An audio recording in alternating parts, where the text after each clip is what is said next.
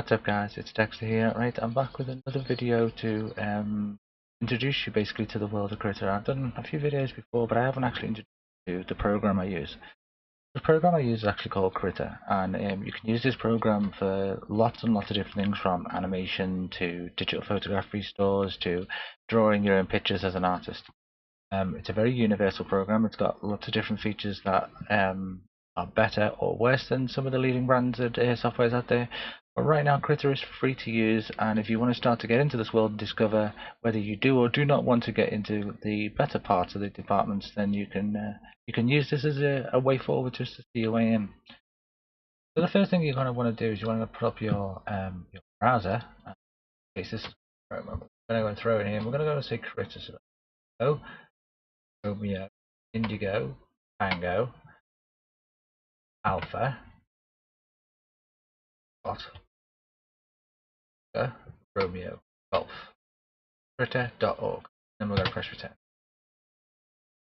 Okay, so we're going to get this website right here.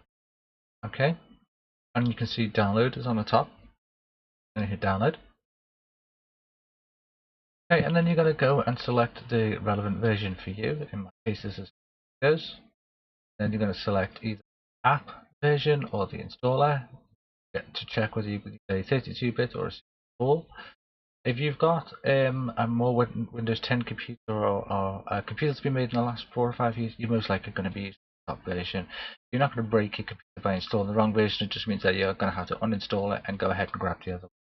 So, as a rule of thumb, most of the computers these days will be on this top one. If it's a very old computer, you can go ahead and grab the bottom version. But for most of us, we're going to want this. So we're going to download this file, and then we're going to install it, and then we're going to make sure everything's all hunky-dory, and then we're going to load the program itself. Okay. So once you actually physically load the program, it's going to load up, and it's probably going to look like. Okay, so this is the back to this. This is the default screen. Okay, that's all well and good. But as you can see, we can make this look a little bit different and a little bit more friendly, because right now this all this information is quite overwhelming. But all we need to really concentrate on right now is the fact is this is our colors. These are the bits of our image, and these are the tools that we can do anything with, and these are ways in which we can affect those tools. Okay? That's all we need to really think about right now. So I prefer to make this thing look a little bit easier to go ahead and select this little drop down box in the top right here, and I'm going to say Big Paint or Big Paint 2. Okay, so either one is fine. Big Paint is going to put all of it to mainly one side. Big Paint 2 is going to divide it out all over. I kind of like this method because you get more of each individual screen, and you get a little bit more information for when you're trying to design something. You've got all your options readily available. Okay, so as you can see here, we've got our tools. Some of them you might be able to see off the bottom. That's okay. Just hover over it and scroll down, or click the arrow down or the arrow up, and the rest of the menu. So don't worry if you can't see them. Just left click, up and down, and you're going to be able to see the rest of them. Okay. Now, if you decide to move these around, you can do by grabbing the header bar right here and around. So you could decide to put the tools here, grabbing these dots in the center. You can compress it so you can begin to reorganize these. If you want to grab these side ones, make sure you grab the heading and not the tab to move these around, and you can move these any you want. When it highlights gray over that, it's going to put it in that panel like that. Okay. So we got our palette here now. We got our color slider and any specific color adjustments we can do in the same panel. So we got our palette nicely. If your palette doesn't look like this, that's fine. You can use this button right here. You can select whichever way you want. Now we're currently in what's called a filter mask layer. It only involves black and white colors. So if we want to start to work on an image within Krita, we're going to have to then create a new file. So how do we do that? We can do that by going up to the top here. We can click File, click New. What it's going to do is going to come up with this funky little wizard right here. Okay, and this is going to allow us to set up exactly what we want. So if we just want to draw some pictures or draw some things out, Maybe we just want to have a sketch or a play around. We probably want to use a low resolution file for that, just because Krita is going to work quicker and it's going to be a lot easier for us to maneuver around. So we're going to take an A4 piece of paper. We're going to take it in 300 dpi rather than 600. That just means that we've got less dots per inch. Here we can adjust the landscape or portrait of our image. I like to take my images in landscape mode. So I'm going to select landscape mode right here. Now, if you adjust the resolution, say we wanted it in a lower resolution to make the files even smaller, if your graphics card can't handle this, then you can go ahead and lower this resolution number right here. You could lower this down to as low as sort of 50, and that's how many dots you're going to get across the image. You don't want it too low, but you don't want it too high either. 300 is a good picture. That's like a good photograph is going to be in 300. If it's not in 300, you want to use the upscaling system and upscale it into 300, and then resize the image into the width and height that you require, and then you're going to get some of that pixel definition. Good way to get rid of some JPEG artifacting if you haven't done that before. So the crucial bits we need to look at here is when we've got this software up, we're going to make sure we go File, we're going to go New, we're going to look in the predefined section, we're going to select A4, 300 dpi, or ppi, sorry, pixels per inch, stands for. We're going to make sure the fact that we've selected landscape. Now, if we wanted to adjust the way things spawn, like I like things to spawn with a black background layer. I don't like the white background layer, so I always use black. And to do that, you click on Content, come over here, and you'd change the content layer right here. You have to click on here, and as you can see, you can select a color. Background layer is as a first layer. That's, you want to leave that as it is. You can have the canvas of color, which means it has no transparency, which means if you were to layer over another image, you couldn't cut the background away easily. So you want to leave the background as the first layer. And that's what it's going to do. It's going to paste a black layer in. Now, if you like 4 or 5 layers within your image, you mightn't realize what a layer is yet. Don't worry about that. We're going to cover that in a minute. If you want more than one layer, you can assign it here, but you don't necessarily have to. 2 is going to be fine, so you don't need to that at all. Once you've finished that, if you go ahead and rename your settings right here, so I setting sketch. Okay. So you could then hit save. Now, if I go back into here, I can now see my setting sketch is saved in here. We've saved what's called a template for our file, so we can now go in here, and we know that every time we load this one up, it's going to have all these extra settings that we want, and it's going to be saved within here, and we can just then say create. And we can adjust some settings at the bottom. We don't really want to worry about those, especially when we're starting out for now. So what we've got here is a brand new file, and let's have a look around. So we've got our palette. This way we're going to pick our color if we want to paint. The color right here, making sure we've got the brush selected in our toolbar. Preview toolbar is still located over here. Remember, we just adjusted where it was. I'm going to say take this brush here. We're going to say take this color. Okay. Then what are these other options we've got up here? We've got opacity, and then we've got size. So I think we know what size is going to be. Brush bigger. Yep, definitely going to make it bigger. Yeah, definitely. Okay. So what if we wanted to add some shading, or we didn't really want to cover the item? Well, we can go to opacity, size back to here, and we go. Okay, so you can see there it's a slightly lighter amount. Okay. Over it again, we can see. Okay, so it kind of works like a old paint style. So the more ways you work onto it, see the full density. There you go. So that's kind of what you use opacity for. It's, maybe a bit shading, or maybe you want to apply a colouring technique over the top of it. So you can say, oh well, a bit of it, I want it to be green in that sort of area. Then you could say, oh, I want green here, by adjusting it with the layer above, or even if you painted on the same layer. So there's a quick introduction to layers there. what do the layers mean? Well, say I'd spent a long time drawing this image. I've drawn this fantastically beautiful drawn girl, and I do not want to damage this image in any way, but I want to start to color it in.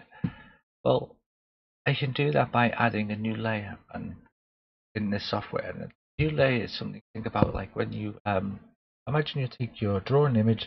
Now what you're going to do is you're going to take that image and you're going to cut it out, and then you're going to stick it to a piece of paper, and then you're going to get another bit of paper, and you're going to stick that bit of paper on, and you're going to say that's the way the skin looks, and that's the way the eyes look, and that's the way the hair looks. And you could do that in multiple sections. But if you didn't want to damage the layer before, in a drawing sense, you didn't necessarily have that option, but in digital art we do, and that is by way of layering things on top of each other. So a layer basically allows you to make an annotation to an image by layering it over the top, and literally that word layering goes right over the top. So if a layer is 100%, it completely goes over the top, it would cover it. So if a new item was to appear in front of this, then it would completely disappear. But however, if we, as we did with the opacity, just the opacity, that layer can then be affecting the layer underneath and be its own layer in itself. Tie these together in groups so you can manage them together.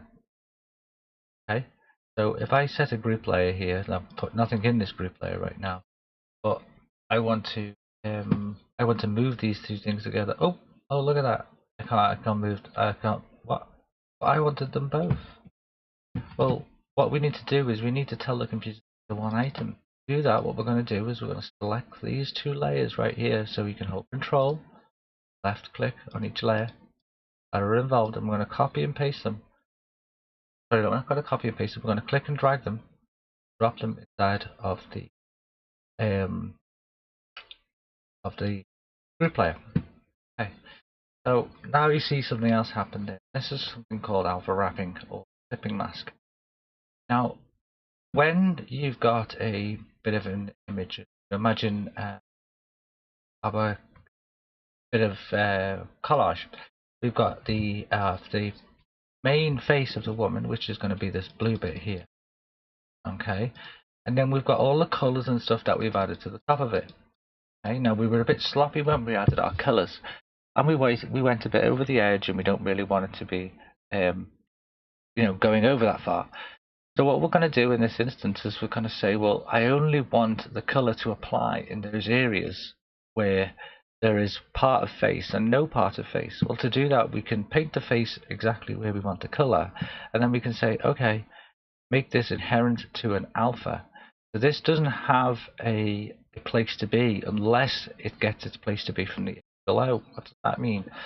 Well, it means that everywhere there isn't a bit on the image that is the hierarchied image, the sketch at the bottom, everywhere the sketch isn't, that colour cannot be.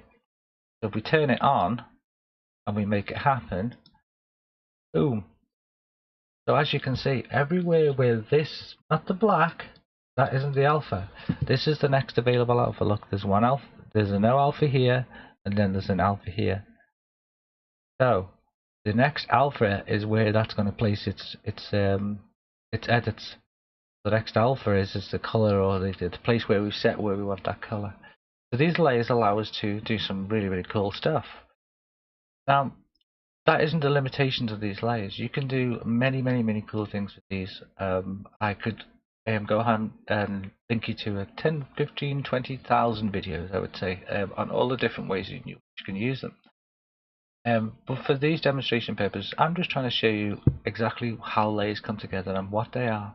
They're basically single bits of work that you can paste together like a collage, and then begin to mix those layers together, or those bits of collage together, in order to complete your image.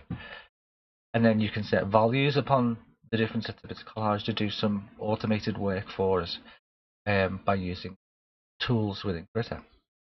That might all sound a bit complicated. That's fine, don't worry. It's just this world.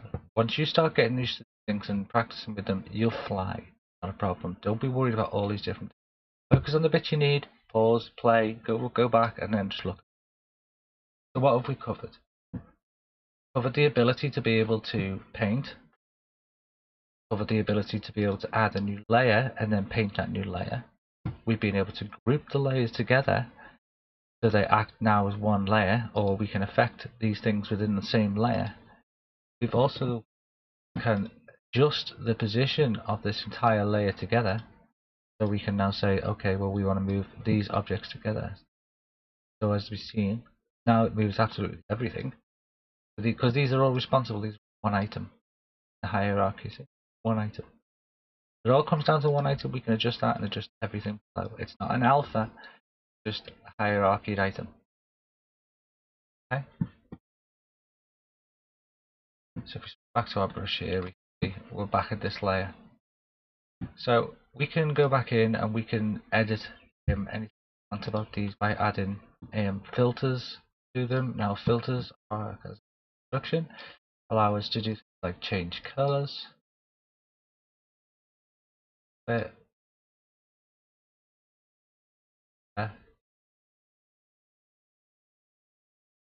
allows us to change colors, to apply visual effects to things. They allow us to filter and make sure all I've got doing is a HSV adjustment. Go in here and I can change the color again, non-destructively.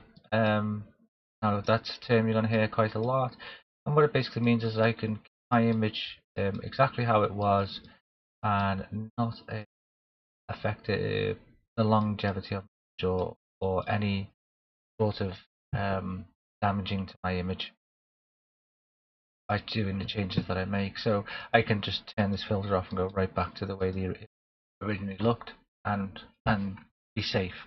And that's good for when you're working on photographs. It means that you can have, instead of having a black layer at the background here, you'd have to photograph and then be working on painting on the new layers that you're painting and then adjusting the opacity, how they interact with the low layers in order to complete your image. So you basically a collage or doing a grafting technique and make good the areas that are bad in your image.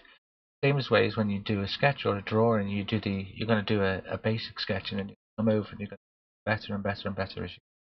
And then the way we preserve the way the image originally looked is by using the layering technique, and then if we want to go ahead and like select different areas that we can go ahead and select and move different chunks that. Now that becomes destructive.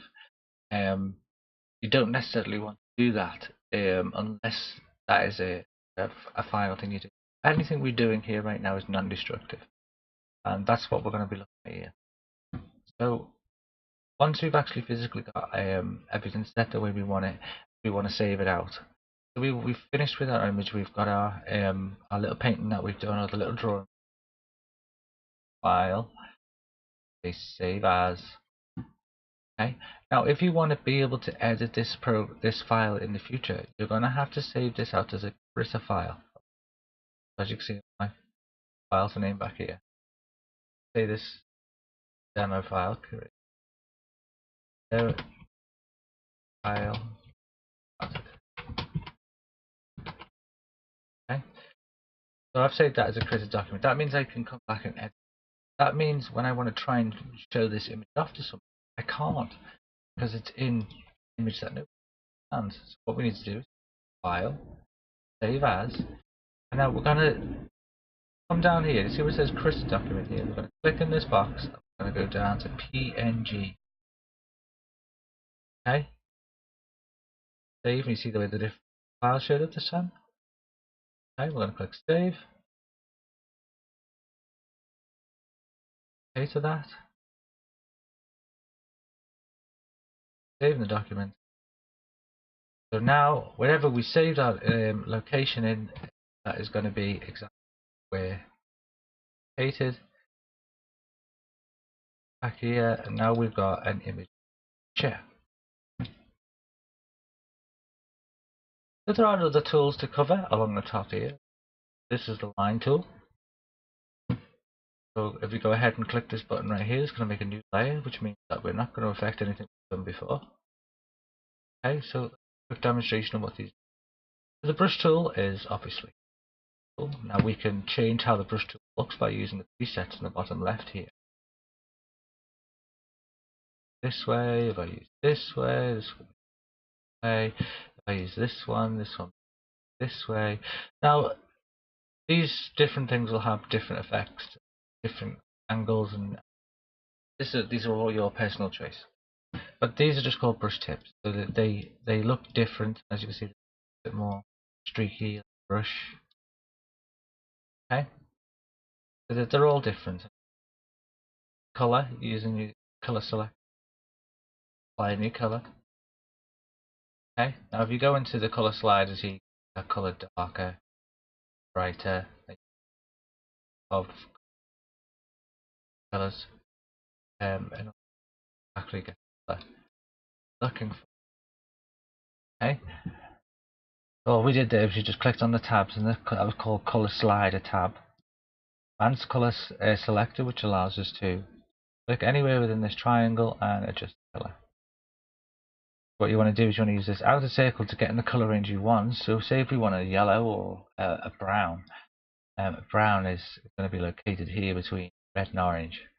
I'm going to come to about where red and orange is, and you're going to see that we're going to be achieving these kinds of tones, which is bottom here. Now you can either go down here and you can drag more into the brown tone, or you can go more into the tan tone here. Now if you want that to look even more tan, then you'd have to add more yellow to it by dragging it more towards the yellow, and you'll start to get these tan effect colors up here, which you can take there, and there's your more tan leather. It's similar to that color, but not quite the same. Nice two shading. So as you can see there, you can go ahead and play around with these. All these different brushes are going to many techniques do well. What that's doing is that's adding stamping little bubbles on. There's ways to make your own brushes. I've got that in another video. Check that out. But this is where you change how this brush works. This tool works. So this is your brush tool. Next one you've got is a line tool. Now the line tool can be affected by these two. So you can apply these effects and you can draw a line, and it's going to do that line in that exact style. Style again, and look at the line in that exact style. Okay, so you can change the width of the line too, like a very square line, but line. No line at all. It is a very. Okay, so you can see how it gives you a completely different.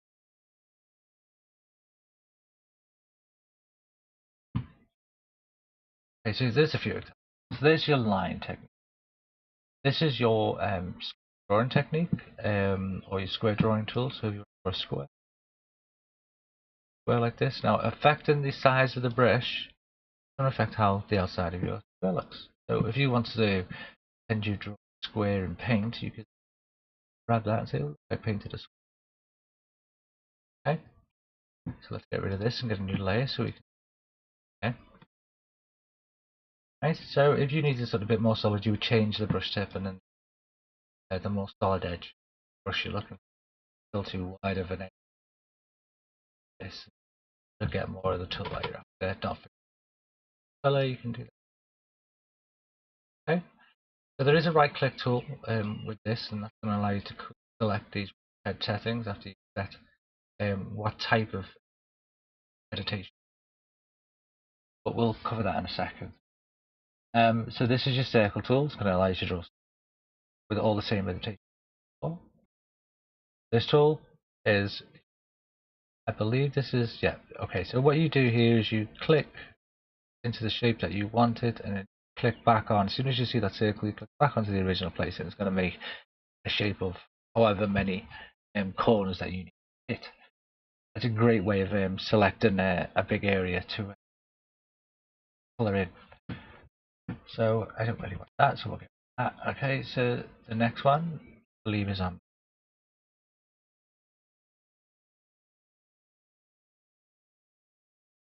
Then create a very weird wacky line, almost similar to the first tool, but the first tool doesn't like crossing over itself. This one. Next, you've got the curve tools. sorry, the triangle tool, sorry. And yeah, this is to be the curve tool. What that'll do is it'll smoothen out drawings. Kind of like a stabilization technique. Edit. Ooh. Oh. So as you can see, you can just Control Z or Edit Undo to get any editations that you've made. Now once you lift off and then you place back on again, that's 2 editations, not 1. So just and just Control Z. Always make staggered saves, which basically means file, save as, and save as a new thing. Or so give it a new name so you've got different stages you've drawn in case you need to go way back earlier in the process. Okay, so what have we covered up so far? We've covered the brushes. Yeah, so you can keep going along here. These are just different types of brushes, and they're going to give you with each one of these brushes there is a set of options which are located down here in the tool options in the bottom right. This is going to give you more stabilized if you're using a pen to do your drawings, or weighted. It's just these are different methods. At the moment you just want to leave it on none, don't really concentrate about it right now. I just want you to know that if your computer's running a bit slow or whatnot, you might want to look and see whether you've applied a stabilizer technique, because it requires significantly more power for your CPU in order to do that. So check this is selected to for now. If you've got a more advanced computer, you can leave the stabilizer on when you're doing your finishing work, but I'd suggest turning it off for your sketching work and your faster work. So default, you want to make sure that it's set to none. Okay, so continue along the top here. We've got some extra tools. We've got a transform tool. Now we've had a quick look at this tool before. This tool allows us to adjust the rotation and the size of an object within our space. Can use that in order to change the size of things or move things around. So the move tool. Move tool is kind of the same thing as does the same thing as a transform tool, as in it allow you to shift an object but in finer detail. So when you want to really start to nudge things around and really make that finer adjustment, you want to be using the move tool. When you want to be doing the big move and the big positions, you want to be using transform, shift it over. So that's the 2 uses for these 2 tools: move tool, transform tool. How they look. Okay. Got the crop tool. The crop tool is going to allow us to select a certain image. You can see controller headers here. All I did was I left clicked and I dragged and I dropped the box down. Now I got these controller headers and I can adjust it and say, oh well, I want that area, or I can right click. I can left click outside the box and say. So after you've finished that, if you just wanted that section of an image, double click on it and then it's going to cut that bit of image off, crop that image down to that side. Happens. Okay. Next up, we've got a gradient tool. Now, gradient tool can be affected by this button right. Okay, and you can have different types of gradients depending on which one you select as to which one you're going to get. But for now, for the demonstration purposes, I'm just going to take this foreground transparent right up here, show you exactly what it does. On the new layer that's nice and empty, grab my gradient layer, and I'm going to take the left, which I know starts off on the left here, right, and then I'm going to drag it out to the right, and then I'm going to drop it into the corner. Okay, so what did it do? So it pasted my green layer, my green on a very solid bit here, and then out to more opaque layer over here. So if we were to put the top of here, you're going to see color layer of it. But if we were to put this back on the bottom and pick up this top layer here, our transform tool, okay, and we were to do this, you see the way it makes it look more green? And that's because it's got more green pixels acting on it.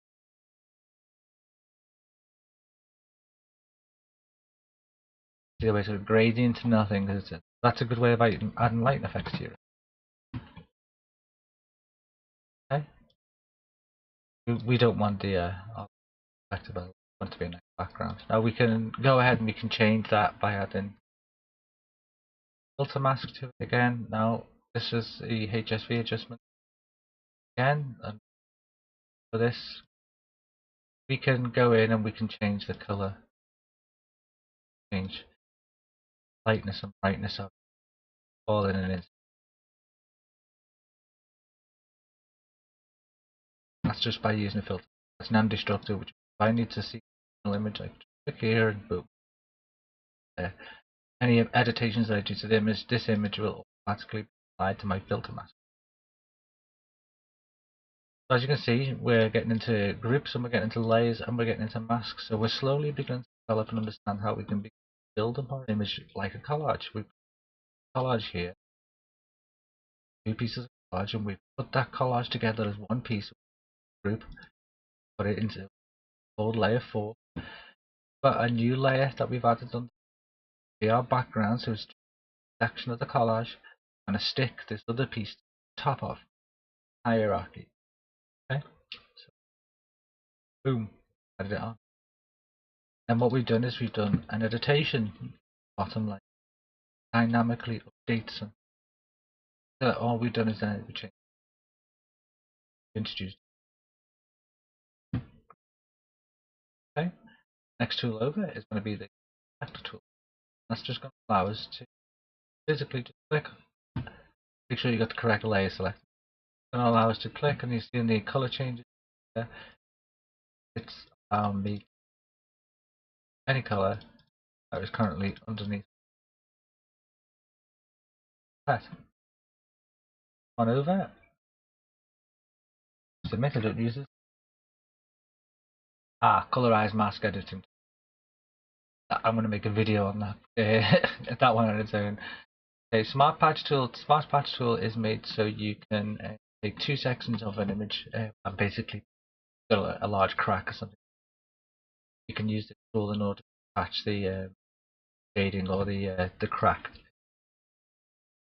So if I were to simulate, go to this layer right here, our brush, and select our eraser tool. So I did this. Okay? So we're going to say, you know, later on, oh, I didn't want patch tool. So that over the top. But you want to make sure brush tool. Size your brush. Go back to patch tool. For some reason it doesn't update. So yeah, update it as a brush and then flip to the patch tool and you'll get a wider brush. So all you're going to do then is you're going to quickly just run down here and you're going to select that area right there and you'll say damage fix. Do its little bit of magic.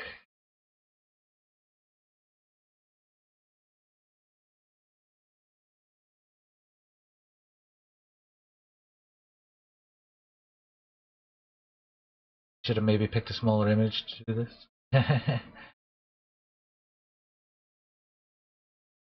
Especially with the recording. I have to record this in high definition to make sure you can see all the little things. Kind of taxating on the old computer.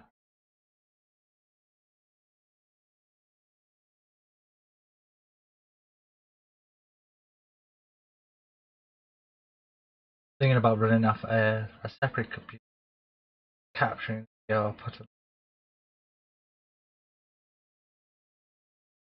four computers, does both jobs at the moment, and it's like, no, I don't want to. But as you can see, it gives you an approximation of the surrounding colours in order to repair that area. It's not exactly the world's best repair, but it's not exactly something that you want to be doing anyway. You can use different blending techniques in order to get rid of that at a later. That's another name. So in our introduction to Krita now, we've looked at meditation tools, selection tools, cropping tools, gradient tools, how to select our colors, how to fix errors within an image, how to erase something, which is you just grab a brush, you select the eraser tool at the top, and then we're away. We're erasing. And don't forget, we can erase in the shape of these too, which is kind of handy if you want to create textures or shapes on something. really begin to dynamically change how you do things. So it looks like it's gonna go ahead and oh yeah, oh it has finished. This means sitting talking away. So we've got this Control Z and then back. Okay, so that was our patch tool. Our fill tool is going to allow us to just fill a layer or shape color. Yep, so we can use a fill tool. So that's good for when you want to create background images. All I've done there is I've reorganized the layer stack by pulling the layer from where it was bottom, so it blends with that green. Perfect. Okay. So that's the full bucket tool. Next up we have the assistant. I don't going to need that. I'm not going to really need this. Okay, so these next couple are selection tools.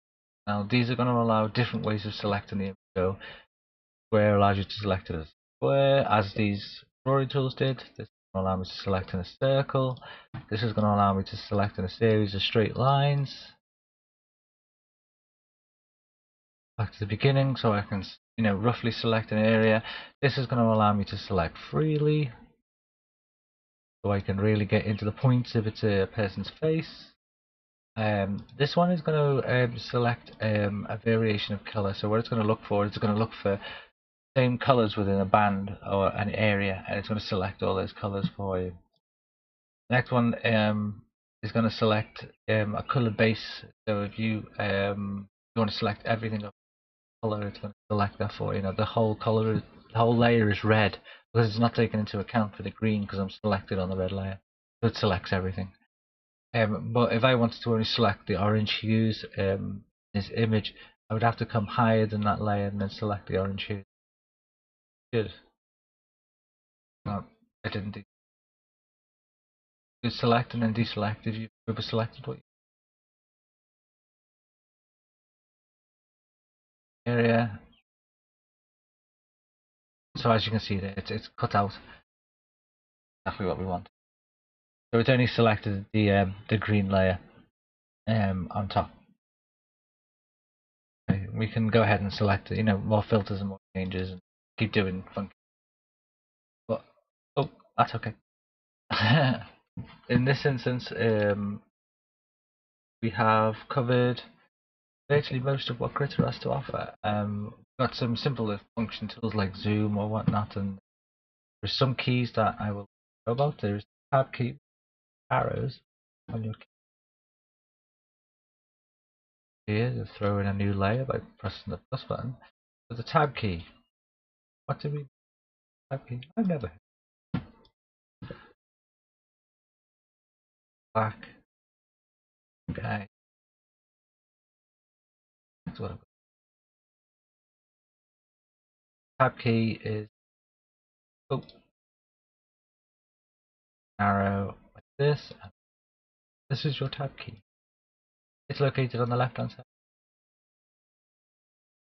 Usually right underneath your caps lock. Caps key. Caps key, right.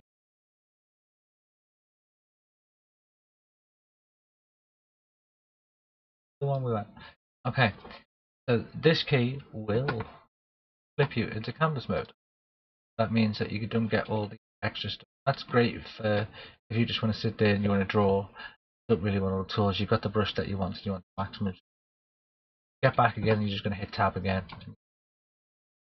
Okay, so I've accidentally times got I can't get it to work, and I've lost many hours of work just by closing it down. So that's a good tip. Just press tab and you can go inside and outside that view. You can select all your back into tab view again. So the image is big and you can click on it and go grab this, back to it again. That gives you plenty of space to work on. It's good if you've got a smaller working space like a tablet or screen. It's going to give you the maximum. Okay. So we know how to save a file, we know how to create a new file, and we know how to prepare it for the internet, and we know how to make sure that it's all ours. So it looks like we've done a complete guide and a look around in Krita. And so I hope it helped you out. Subscribe if you have any questions, leave them below. I'll try and get back to them. I do try and answer every message that's there. And if you want to be told about any new that bell. Okay, thank you very much for joining us. Bye bye.